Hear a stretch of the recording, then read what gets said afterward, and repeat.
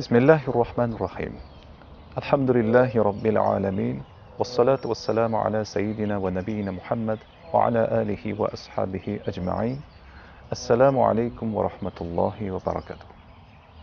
Inson zoti borki, tabiatan mo'jiza istaydi. Har qanday zamonlarda xalqlarga payg'ambarlar yuborilganda, uni odamlari o'sha payg'ambarlardan mo'jiza talab qilgan. Kitob berilgan payg'ambarlarga kitob alohida, mo'jiza alohida berilgan. Lekin bizni payg'ambarimiz Muhammad sallallohu alayhi vasallamga mana shu mo'jizalar kitobda berildi. Ya'ni eng katta mo'jiza Qur'on suratida nozil bo'ldi. Chunki payg'ambarimiz sallallohu alayhi vasallam oxirgi payg'ambar edilar. Ulardan keyin boshqa payg'ambar kelmaydi. İnsanlar esa o'zlarining tabiatiga muvofiq ravishda mo'jizalarni talab qilaverishadi. Qur'on mana shu mo'jizalarni o'zida mukammal ravishda mujassam qilgan kitobdir. Bugun biz Allohdan madad so'ragan holda mana shu ulkan mo'jizalardan biri haqida suhbatlashamiz. Bugungi mavzuyimiz embrion.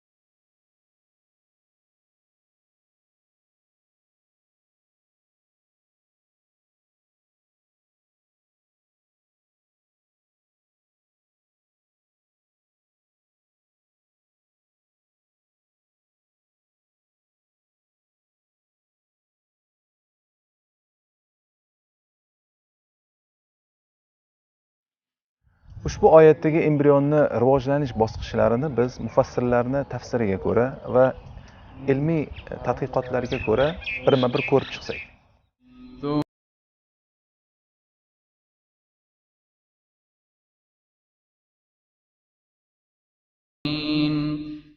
Nutfa haqida gapirishdan oldin shu narsani ta'kidlab o'tish kerakki, erkak kishining mani suvining ichidagi mana shu 300 milliondan ziyod spermatozoid urug'ni faqat bittasi onaning bachadoniga kirib, ana shu onaning tuxum hujayrasi bilan chatishadi.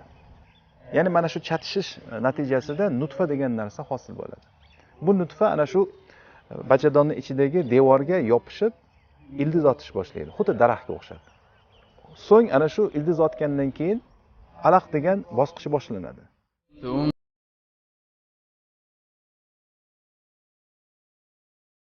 Arab tilida alaqa 3 ta ma'noga dalolat qiladi. Birinchisi zuluk, ikkinchisi osilgan narsa, uchinchisi lahta qon.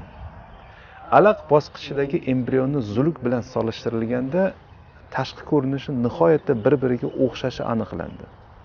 Zuluk boshqa mavjudotlarning qonini so'rib oziqlangani kabi, bu bosqichda embrion ham onaning qoni bilan oziqlanar ekan. Alaqning ikkinchi ma'nosi osilgan narsa. Ilmiy tadqiqotlar shuni ko'rsatdiki, embrion onaning bachadonida osilgan holda bo'lar ekan. Alaqning uchinchi ma'nosi lahta qon. Embrionning bu bosqichdagi tashqi ko'rinishi qon to'planmasiga o'xshaydi. Ya'ni buning sababi embrion bu bosqichda asosan qondan iborat bo'ladi. Arab tilidagi alaqa so'zi ana shu embrionni ham ko'rinishi, ham shakli, ham qiladigan vazifasi, qanday holatda turganligini to'liq mukammal tasvirlab bergan ekan. Bu bosqichda Alloh taolo alaqani mudg'aga aylantirishini bayon qilyapti. Mudg'a degani arab tilida bir chaynalgan narsaga aytilar ekan. Agar saqqichni olib og'izda chaynalsa va uni embrionning mudg'a bosqichi bilan taqqoslansa, embrion mudg'a bosqichida haqiqatdan chaynalgan narsaga o'xshashiga guvoh bo'lamiz. Bu o'xshashlik embrionning bel qismida chaynalganda qoladigan tish izlarini eslatuvchi manzarada aks etadi. Bu bosqichda yurak ura boshlaydi. Embrion 28 kunligida hajmi 4 mm ni tashkil qiladi.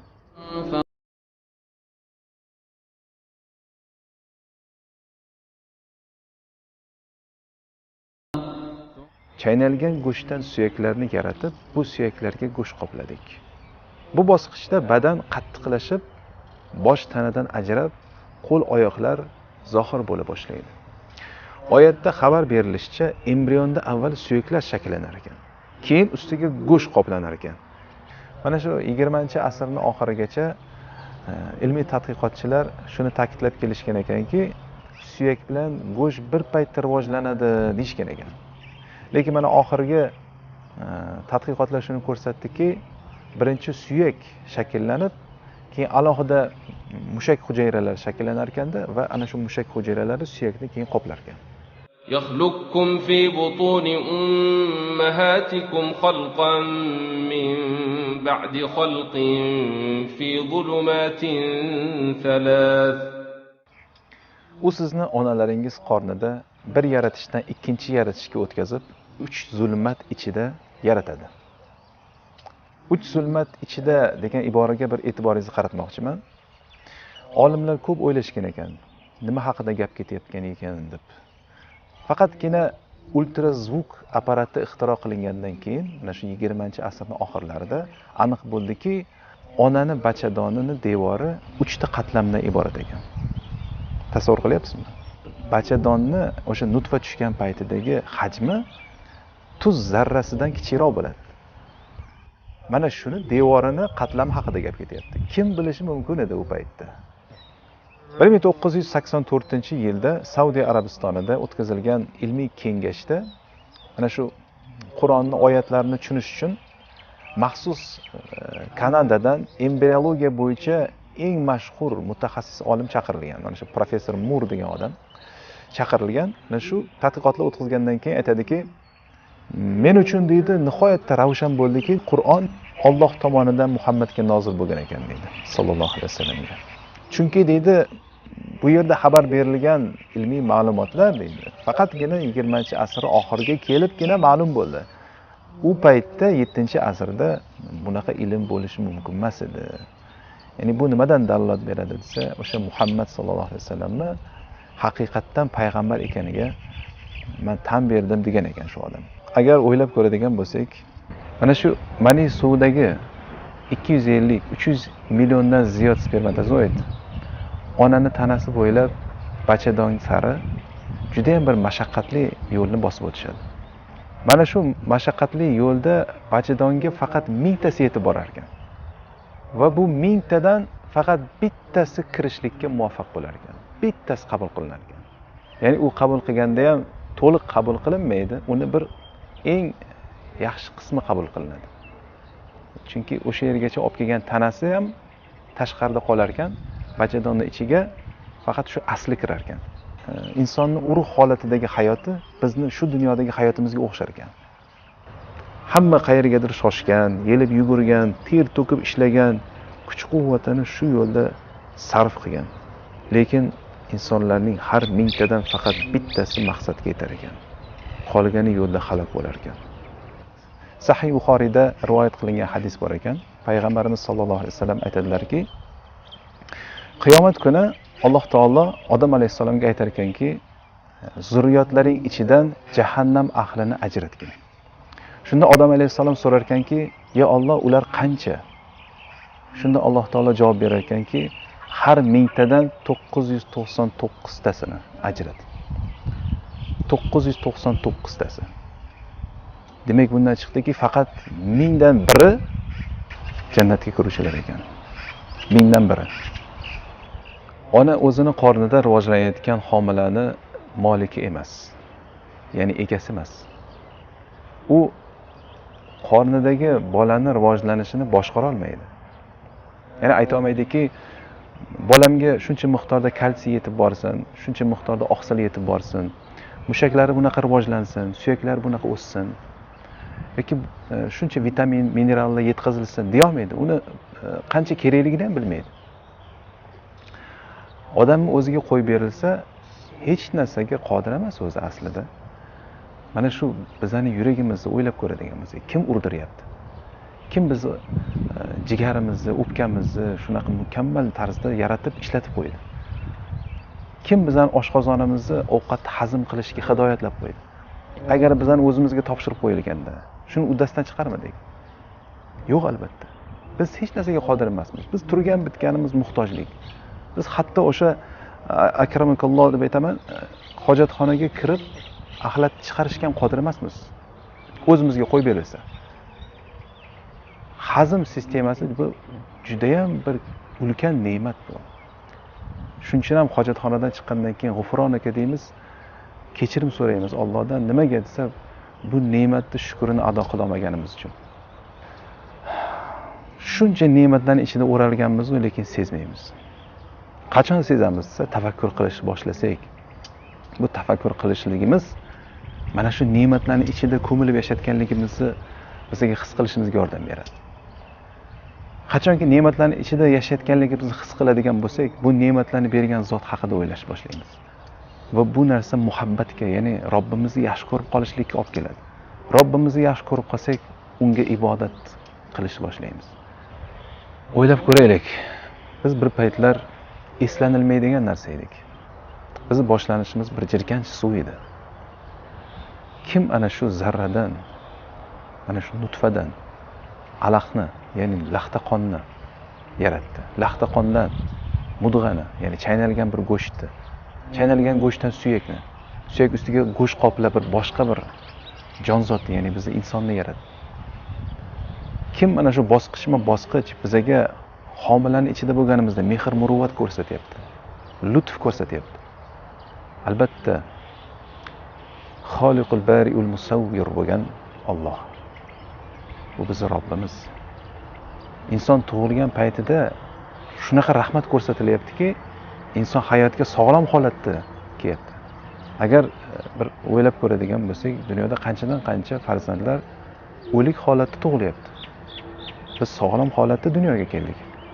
Qanchadan qancha farzandlar nuqsonlar bilan tug'iladi. Mana oyoq qo'lsiz tug'iladigan bolalar bor. Ko'r holatda tug'iladigan bolalar bor. Kar soqov holatda tug'iladigan bolalar bor. Aqlsiz holatda, aqli noraso holatda tug'iladiganlar bor.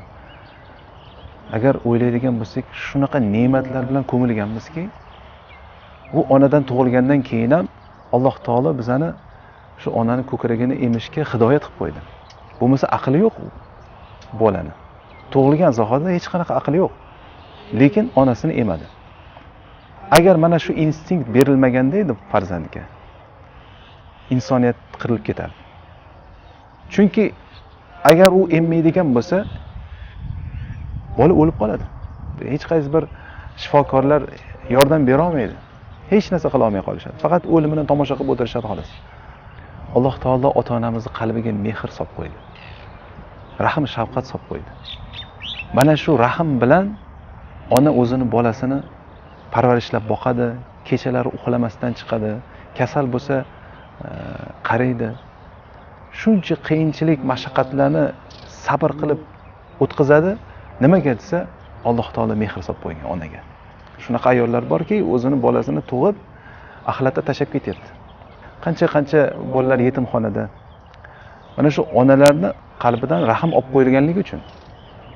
Rahm olib qo'yilsa nima bo'ladi? Bizning onamiz shunaqa qilmadi-ku, bizni tashlab ketmadi. Alloh taolo bizga shunaqa mehr muruvvat ko'rsatdi. Ota-onamizni bizga rahmli qilib qo'ydi. Ey tomoshabin. Bizni yaratuvchimiz bor. Va u yaratib tashlab qo'ygani yo'q. Bizni yaralishimizdan maqsad bor. Xuddi dunyodagi barcha mahluqotlarni yaralishidan maqsad bo'lgani kabi.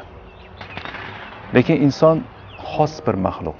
Alloh taolo uni o'zi uchun yaratdi va qolgan barcha narsalarni inson uchun yaratdi. Insonga bo'ysuntirib qo'ydi.